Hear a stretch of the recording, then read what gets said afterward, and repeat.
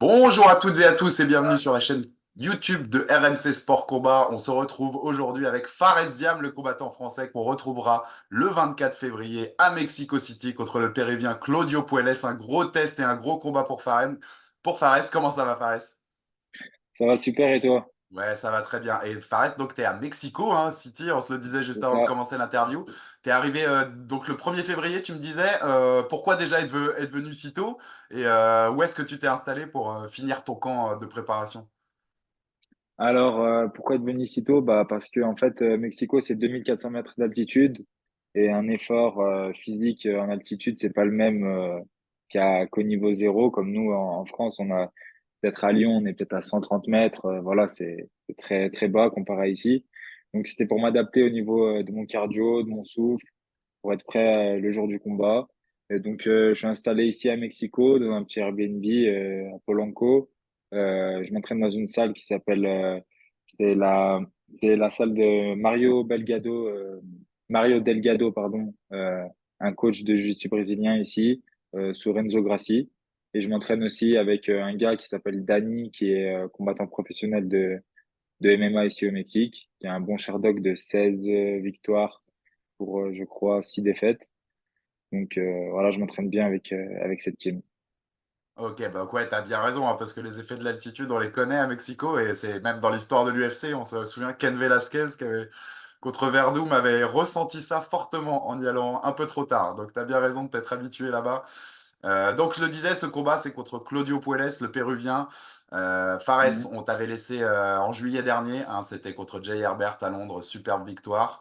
La victoire d'avant, c'était contre Figlac, c'était à l'UFC Paris 1 en septembre 2022, on se souvient aussi. Tu t'étais surtout blessé en fait dans ce combat contre Jay Herbert. Raconte-nous en fait Ouais. tout ce qui s'est passé depuis aussi, Fares, et à quel moment tu as pu bien reprendre l'entraînement et commencer donc à voir ce combat et à pouvoir le signer. Alors ouais, face à Gerbert, je me blesse au troisième round parce qu'en fait, je pense quand on fait trop attention, bah on est tellement vigilant que bah, c'est là qu'on se blesse. On n'est pas relâché. Et j'étais pas relâché parce que je voulais enchaîner, je voulais faire UFC Paris 2 parce que pour moi c'était UFC Paris 1, c'était un truc de fou. Donc le 2, moi j'y étais quand même avec Yanis, donc j'ai vu ce que c'était. Et j'ai pu reprendre correctement les entraînements à partir de mi-octobre. Et j'ai eu la proposition de combat fin novembre, mais c'était pas contre Claudio au début, c'était contre Daniel Zellhuber. Et au final, après, ça a été Claudio début janvier. Ok, donc Claudio Puelles, que tu connais, je crois. Oui, je connais, ouais. Parce que Claudio Puelles, pour tout dire, hein, ceux qui n'ont pas compris ma référence, c'est qu'il s'entraîne à Kill Cliff, du côté de la Floride, Exactement. avec Henry Hooft, ex-Sanford de MMA, où sont passés et où passent encore beaucoup de grands noms de l'UFC comme d'autres organisations. Fares également, qui passe aussi pas mal de temps là-bas. T'as tourné avec lui? Parce que bah, vous avez le même âge, vous êtes de la même caté de poids. Ça me paraît assez logique qu'à un moment, il y a eu deux, trois drills ensemble au moins, au minimum. Bah ouais, en fait, la première fois que j'ai été, c'était en 2021. C'était pour me préparer face à Terence. Et j'avais déjà tourné avec lui, je le trouvais bon. On avait bien lutté un jour ensemble. Même lui, je l'avais surpris avec ma lutte. Et, euh, et puis après, en 2022, j'y suis retourné et c'était après ma victoire contre Figlac. Il m'a demandé de l'aider contre Dan Hooker. Lui, il allait affronter Dan Hooker. Du coup, je l'ai aidé pendant peut-être une dizaine de jours. Je suis arrivé 10 jours avant son combat. Et du coup, c'est vrai que nous deux, on voulait pas vraiment s'affronter. Mais, euh, mais après, voilà, le game, hein, c'est comme ça. Faut gravir les échelons. Et du coup, je lui ai dit que mon manager avait accepté que voilà, on pouvait pas refuser le combat. Il a dit qu'il comprenait et il a accepté aussi. Et puis voilà, il n'y a pas d'animosité entre lui et moi. On est potes, mais voilà, on va juste se taper dessus et c'est tout. Et donc, tu le connais bien, bien. Il y a pas eu besoin de beaucoup regarder des vidéos. Je le connais bien, ouais. Après, on n'est pas super proches, tu vois. Hmm. C'était vraiment, on se voyait que à la salle. On s'est jamais vu en dehors de la salle. Mais je l'appréciais et il m'appréciait. Donc, c'est pour ça qu'il y a beaucoup de respect entre nous. Et il me connaît bien et je le connais bien. Donc, forcément, il connaît mes forces et mes faiblesses et je connais ses forces et ses faiblesses. Ouais, bien entendu. Et Claudio Puelles, hein, je le disais, 27 ans, 12-3 en carrière, 12 victoires, 3 défaites. 5 victoires et 2 défaites à l'UFC. Il reste sur une défaite contre Dan Hooker, c'était en novembre Ouais, 2022. Ça fait plus d'un an qu'il n'a pas combattu, Claudio Puelles.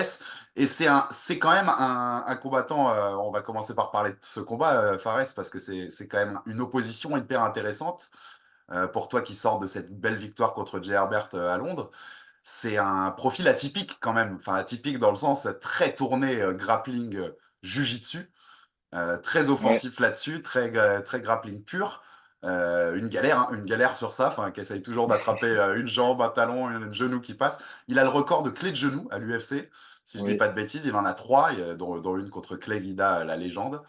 Mm. Comment t'appréhendes ce défi-là? Parce que finalement, c'est pas des types de combattants qu'on croise si souvent que ça à l'UFC. Un tel profil pur JJB, tu vois ce que je veux dire, dans l'offensive grappling, c'est pas si fréquent Ouais. que ça.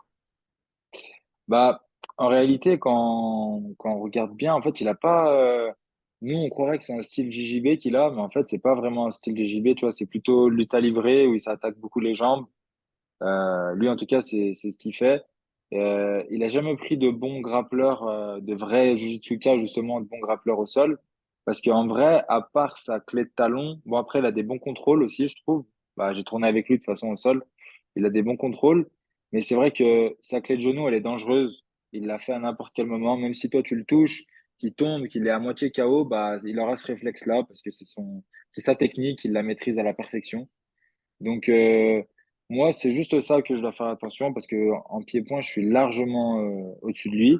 Faut faire quand même attention parce qu'il envoie quand même des jolis high kicks du gauche, mais il travaille beaucoup avec sa jambe arrière et son point arrière aussi. Donc, il faut que je fasse attention à ça. La lutte, je pense que je vais réussir à gérer. Je pense que je vais réussir à défendre, mais il faudra juste que je fasse attention bah, à pas me faire surprendre avec un high kick ou une roulade bizarre là et qui Hmm. m'attrape la jambe. Mais Voilà. quand je te disais atypique, tu voyais aussi ce que je voulais. Ouais, C'est Iman Roll là qui tente, qu'on a vu régulièrement comme contre Hooker. Tu vois, ouais, c'est particulier quand même. C'est un type d'adversaire particulier. ouais, il faut faire attention. En fait, je pense que c'est un adversaire auquel il faut faire attention, surtout au premier round. Après, je le vois pas, il a pas un bon cardio, Claudio. Enfin, il a du cardio, mais c'est pas le gars qui va avoir le même cardio tout au long du combat. C'est surtout le premier round et après il chute. Donc, je pense que si je survis bien au premier round, le deuxième, je le choque. Et Voilà. toi, l'idée, sans nous dévoiler tout le game plan ou quoi, mais l'idée, c'est, je pense, quand même de rester debout. Tu le disais, on voit quand même, quand on Ouais, observe les deux combattants, que tu es largement supérieur. Et lui, comme tu disais, quand tu analyses, à part quelques kicks, en effet, qui peuvent mhm, faire du dégât, il a pas grand-chose, sans être dénigrant, bien sûr, pas du tout, mais tu vois, par rapport à toi, ouais. il est inférieur sur ce plan-là, il y a pas photo. Le plan, c'est ça, d'éviter quand même au maximum le danger que peut être d'être amené au sol avec lui et de rester dans ta supériorité debout. Ouais, ouais, c'est ça. Mais de toute façon, j'ai envie de te dire, même quand j'affronte des strikers, ils veulent lutter avec moi. Tu sais, il n'y a jamais vraiment de. Donc là, il faut vraiment que j'impose mon striking. L'idée, c'est de vraiment imposer mon striking de tel que même la lutte, il peut pas l'utiliser, tu vois. De mettre un peu de débit, de bien bouger, d'être à distance, parce que j'ai une plus longue allonge que lui, je suis plus grand que lui. Voilà, et si ça lutte, après, bah, ça luttera. Mais ce qu'il faut faire attention aussi avec lui, c'est que lui, quand il lutte, s'il réussit pas son emmener, bah, il va tirer la garde, tu vois. Mhm. Donc ça aussi, faut faire gaffe. Donc faut être vigilant sur ce combat. Faut pas être. Je suis confiant, mais je suis pas en excès de confiance non plus. Je suis confiant, je sais que je vais gagner, mais il faut que je fasse attention. Et tu l'as dit, ouais, c'est pareil, quand même un des rares finalement combattants à l'UFC qui accepte de ça, de tirer la garde et d'être dans Ouais. ces postures-là parce qu'il est à l'aise en fait là-dedans. Donc c'est pas facile. Tu l'as préparé spécifiquement, ça aussi, tu vois, l'idée d'être un moment amené au sol et de devoir faire face à ça, en plus en le connaissant, en sachant, comme tu disais tout à l'heure, un peu les mouvements qu'il préfère et ce sur quoi il est très fort. Tu as préparé des choses bien spécifiques aussi dans ce camp par rapport à ça? Alors on a travaillé les défenses de clé de genou, on a travaillé les défenses de single leg aussi. J'ai travaillé des gammes avec mon coach de boxe anglaise Faisal Omrani contre les gauchers, surtout contre lui parce que lui quand en fait ce qu'il fait c'est il met sa garde très haute donc il a le corps assez libéré. Donc ouais on a travaillé vraiment spécifiquement sur lui, mais on a même travaillé je sais pas comment ça s'appelle les attaques là quand tu te jettes. tu l'as dit tout à l'heure. Limanari On a Rock. travaillé, voilà, ouais, c'est ça, on a travaillé là-dessus aussi un peu. Mon coach, il me le faisait de temps en temps en sparring. Et Ah bah, tu vas y on s'est avoir droit. préparé. Tu vas y avoir droit. Ouais, en fait, je pense quand il est en danger, il fait ça. C'est un peu son issue de secours. Donc, on a travaillé tout ça. Maintenant, il n'y a plus qu'à, hein. Ouais, comme tu dis. Et tu as tout ton staff avec toi aussi de Lyon au Mexique, avec toi pour ce camp? Samedi, ils sont tous là. Ouais. Ah, Enfin, ok. vendredi soir, ils sont tous là. Parce que tu comprends, moi, je suis venu en avance. Vraiment, tu vois, ils pouvaient pas tous venir en même temps. Mais au moins, voilà, je me suis bien entraîné. On se parle tous les jours avec mon équipe. Et on est pro. On s'est professionnalisé encore plus qu'avant. J'ai fait pas mal de cardio pour ce combat. J'ai rajouté des trucs. Donc, ouais, Et, c'était une bonne prépa là. et là, donc ça fait 14 jours que tu y es au moment où on enregistre cette interview. Tu ressens déjà des effets, tu sais, avec l'altitude quand même? Bah là, je pense que je suis pratiquement complètement adapté à l'altitude. Hein. Je pense que la semaine prochaine, je serai encore mieux. Et ce sera la semaine du combat, donc c'est top. La première semaine, c'était un peu dur au niveau cardio et du souffle. En plus, la ville, bah, elle est quand même polluée, hein, 23 millions d'habitants. Il y a beaucoup de trafic, de voitures, tout ça. Et en plus que c'est en altitude, il n'y a pas beaucoup d'oxygène. Donc, au début, c'était un peu dur au niveau du souffle, mais là, maintenant, ça va beaucoup mieux. Tu auras peut-être le temps, non? Tu découvriras pas le pays après le combat, tu restes pas un peu? Bah, normalement, je vais rejoindre Yanis pour son combat, donc Ouais. on va encourager Yanis. Il y Mais a- j'ai visité un peu quand même en 2 semaines là. Je me mais balade, je suis qu'à pied, j'ai pas pris de voiture avec le trafic qu'il y a ici. Donc, je me balade un peu, ça va. Non, mais il y a des priorités, t'as bien raison avec Yanis. Et Voilà. justement, quand même, ce Mexique, parce qu'on en parle, c'est quand même une super occasion, parce que je te le disais avant aussi qu'on commence l'interview, c'est marrant pour le clin d'œil, le dernier UFC à Mexico City, c'était quelques semaines après tes débuts, en septembre 2019, toi à l'UFC, toi c'était Ouais. À Yas Island, sur la carte de Khabib contre Poirier. C'est pour le clin d'œil, mais c'est cool. Enfin, que tu vois qu'est-ce que tu ressens par rapport au fait d'être sur cet event à Mexico? Aujourd'hui, on sait qu'il y a beaucoup d'events à l'UFC qui sont à l'Apex où t'as un petit truc en moins au niveau public, tu vois. C'est une autre Mhm. façon de combattre aussi. Là, c'est une grande salle, ça va être une méga fête parce qu'il y a Ouais. Moreno, il y a Rodriguez contre Ortega aussi. Moreno Royval, enfin, ça va être une super fête avec le public mexicain qui attend ça depuis quelques années. Comment tu vis ça et t'es content de vivre ça? Moi, je suis content de combattre quand il y a du public. Et surtout, je suis content de combattre quand il y a du public parce que c'est des grandes cages. L'UFC Apex, c'est petites cages. C'est pas trop bien pour moi pour me déplacer, tout ça. Mais on accepte quand même aussi. Donc, ouais, je suis content. J'espère qu'il y a une volonté derrière tout ça de l'UFC de me montrer au public. Donc, je suis assez content. Et après, comme tu as dit, hein, depuis 2019, ils sont pas revenus. C'était à mes débuts. Septembre 2019, c'était mes débuts. Donc, ouais, je suis content. Je suis de retour dans une grosse carte et ça me fait plaisir. Ouais, puis c'est une grosse carte, ça va être très vu aussi parce qu'il y a aussi toute la communauté latino-américaine aux Ouais, États-Unis. Enfin, c'est les cartes qui sont beaucoup vues. Donc, je pense, donc, tu as raison, l'exposition, elle est là clairement. Ce combat contre Claudio Puelles, on le disait, dernière défaite pour lui, c'était contre Dan Hooker. C'était un combat pour rentrer dans le top 15, les portes du top mhm. 10 hein, chez les lightweight. Il n'a pas combattu depuis. Tu le vois comme une grosse opportunité. On commence à se rapprocher bien sévèrement du top 15. Si on gagne, ce serait ta troisième victoire de suite pour le coup. Alors, ouais, je pense que moi, là, je suis à un ou deux combats du top 15, voire du top 10. Euh, pour moi, j'ai carrément le niveau du top 15. Dan Hooker, je le prends, je le tape facile. Pas facile, mais je le prends, je pense. Il y aura pas de, je ferai pas le même combat que Claudio, en tout cas, ça c'est sûr. Donc, ouais, en tout cas, moi, après ce combat, je demande Dan Hooker directement. J'aimerais bien le prendre à Paris, si c'est possible, en début de carte principale, en main event, comme ils veulent. Mais mon objectif, là, c'est clairement ça. Moi, je sais que j'ai le niveau top 15. J'ai déjà tourné avec Benoît, j'ai déjà tourné avec Fidiev, tout ça. Et je sais que mon niveau, il est similaire au leur. Donc, maintenant, il manque plus qu'à performer en combat. Voilà, je dois me libérer un peu plus en combat. Et si je bats Claudio, je demande Dan Hooker. Je rebondis sur ce que tu viens de dire. Déjà, ouais, c'est cool. Ça n'a pas de belle perspective. Hein. Dan Hooker, Fares Diam à Paris. On prend Fares, hein, vas-y. Ouais.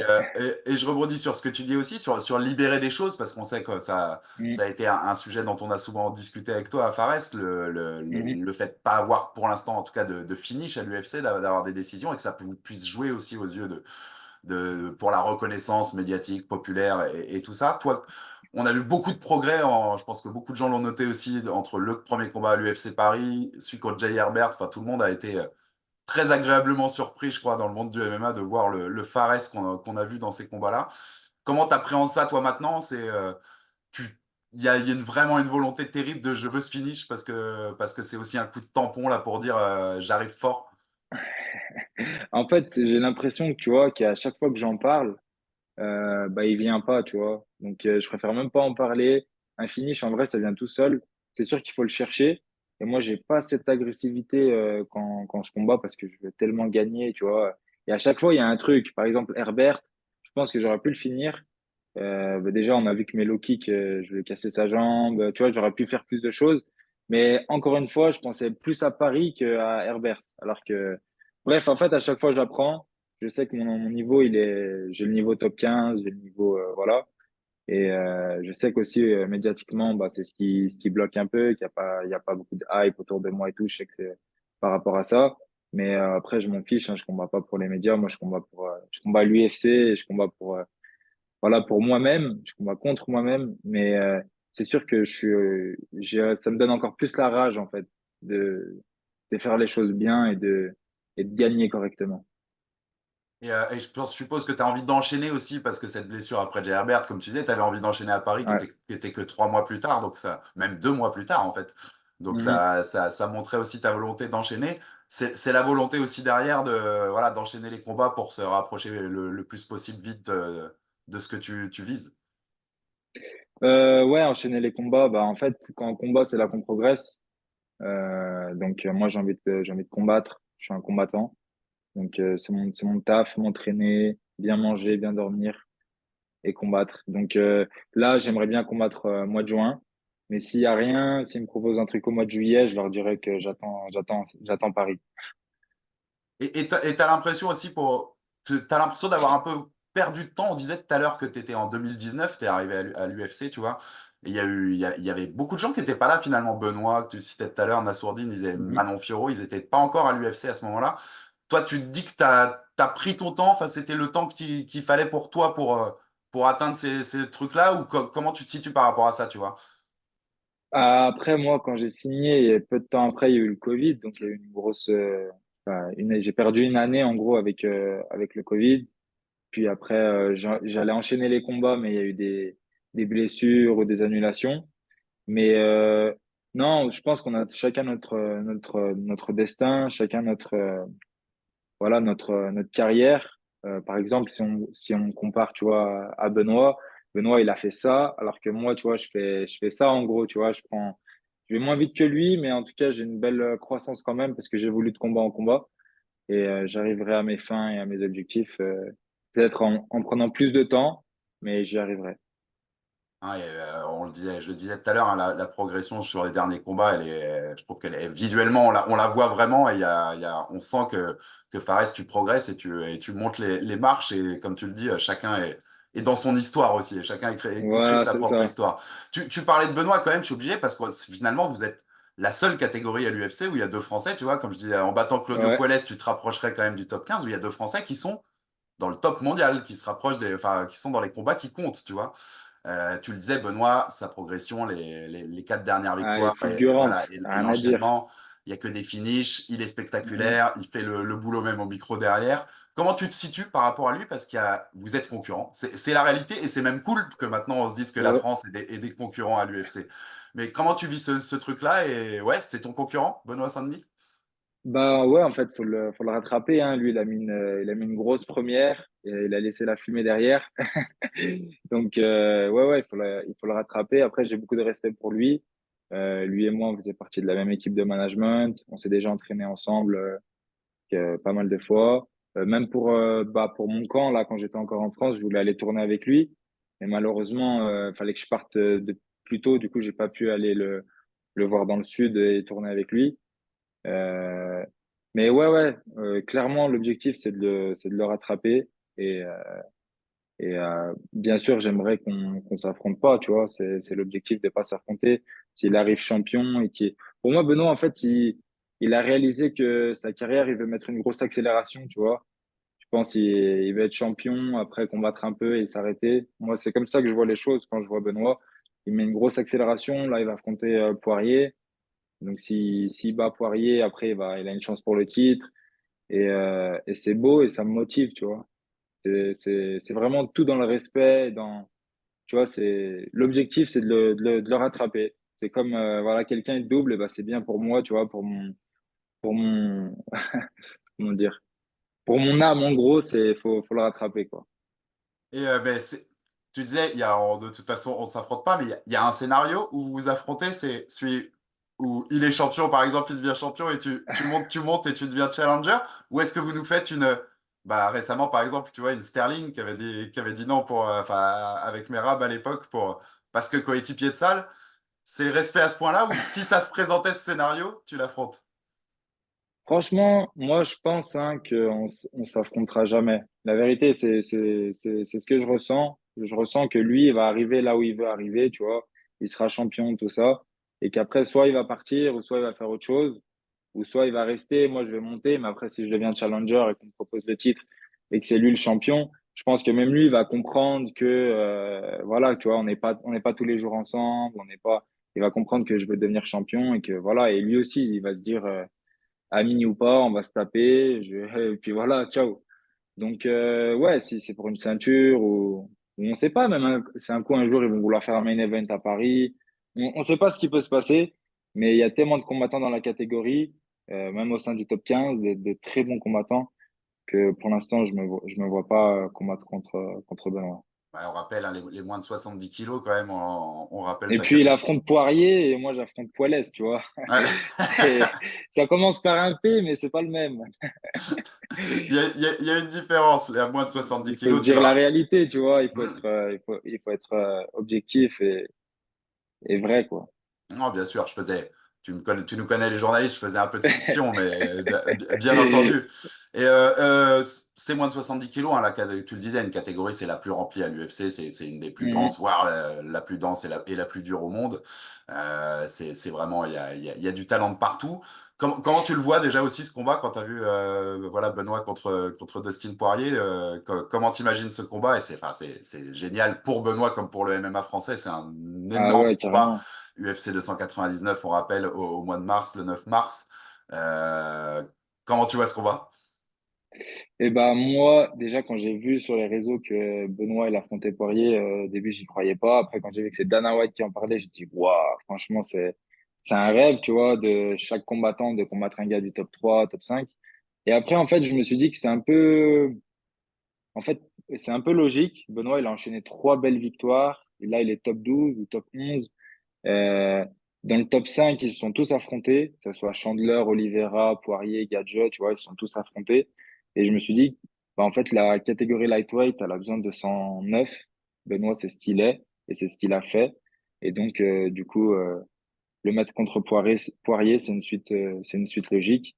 Et après, mon pronostic à moi, c'est que Benoît va finir Poirier, je pense, troisième round. C'est Et je bien. pense que Benoît, il va kicker fort comme d'hab avec sa jambe gauche et il va lutter Poirier. Pour moi, c'est ce que je vois. Je vois qu'il va lutter, qu'il va emmener au sol Poirier, qu'il va l'étouffer et Poirier, il va pas s'en sortir et il va se C'est faire soumettre. bah, c'est marrant ce que tu dis parce c'est un autre clin d'œil. Tes débuts, c'était sur la carte de Rabib contre Poirier. Et Ouais. c'est une autre fois où quelqu'un l'a étouffé finalement avec, tu vois, avec son physique aussi et sa lutte. Tu sais que finalement, même vu ce que tu dis, ça pourrait y ressembler, tu vois, un finish comme ça de Benoît. Moi, je pense que c'est ce qui va se passer parce que Benoît, moi, comment je le vois, je le vois comme quelqu'un de très physique, tu vois, puissant pour la catégorie lightweight. Après, je pense parce qu'il perd aussi un peu beaucoup de poids. Et je pense qu'il va le surprendre comme ça, tu vois, avec sa lutte, sa force. Poirier, je pense qu'il s'attend pas que Benoît il a une force physique, ou autant de force physique. Tu le disais tout à l'heure, il sera champion. Et s'il gagne, Benoît, s'il finit, comme ta prédiction dit, s'il finit Poirier, il doit avoir un combat pour le titre et il sera champion Bah, assez vite. bah, Après, je pense que c'est pas lui le prochain. Je m'attends à peut-être entre Arman Tsarukyan et Oliveira.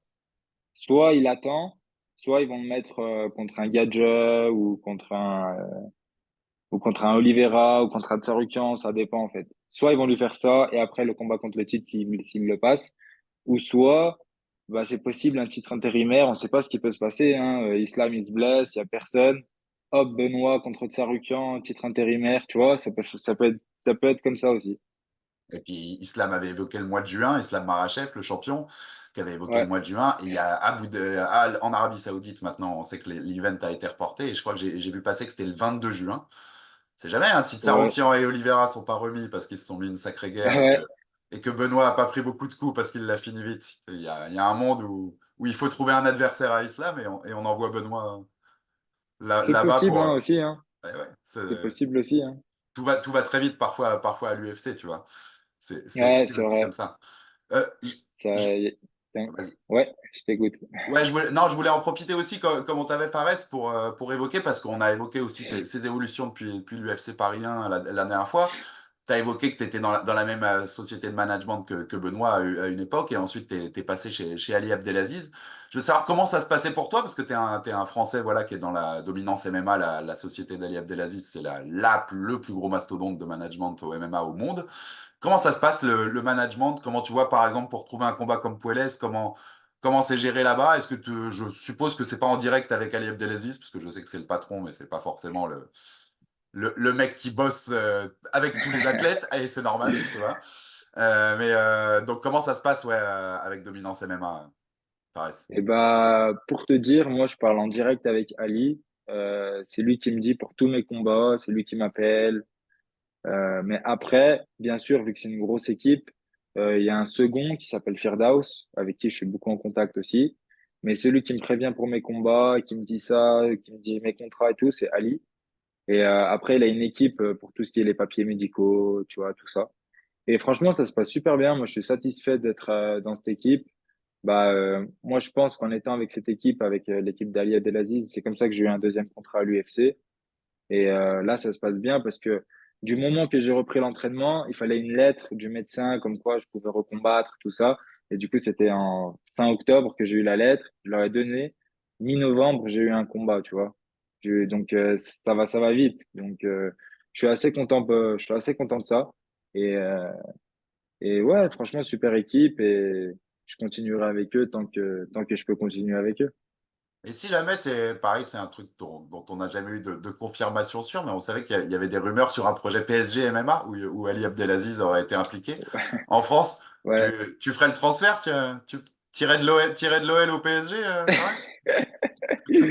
Bah écoute, je vais là où on me paye, hein. Si l'OL il me paye, c'est bon, je reste à Lyon, moi. Non, franchement, entre vivre à Paris et vivre à Lyon, je préfère mille fois vivre à Lyon déjà. Moi, je suis très très bien, je suis fier d'être lyonnais, je suis fier de ce que je suis. Mais après, ouais, normalement, si ce club se crée, bah, je devrais être là-bas. Ah, ce sera sûrement une super structure avec beaucoup de moyens mis en œuvre. Donc, c'est pour les combattants, ce sera une opportunité de toute façon, Ouais, franchement, ouais. de toute façon incroyable. Et dernière petite question clin d'œil, parce que dans le film RMC Sport qu'on t'avait consacré il y a quelques mois, on avait vu ces scènes hyper sympas où tu t'occupais de ton apiculture. Je voulais savoir Ouais, comment il va le miel, Fares. bah, Comment ça se porte? bah, écoute, on a tout vendu. Donc, enfin, j'ai tout vendu. Je suis assez content. Et puis là, cette année, je pars sur une dizaine de ruches. Donc, dès que je rentre, après le combat d'Yanis, tout ça, je reste un peu aux États-Unis. Après, je rentre. D'ailleurs, pourquoi pas, peut-être, je vais peut-être aller voir le fight de Benoît. Euh, mais c'est pas encore sûr, ça dépend, voilà.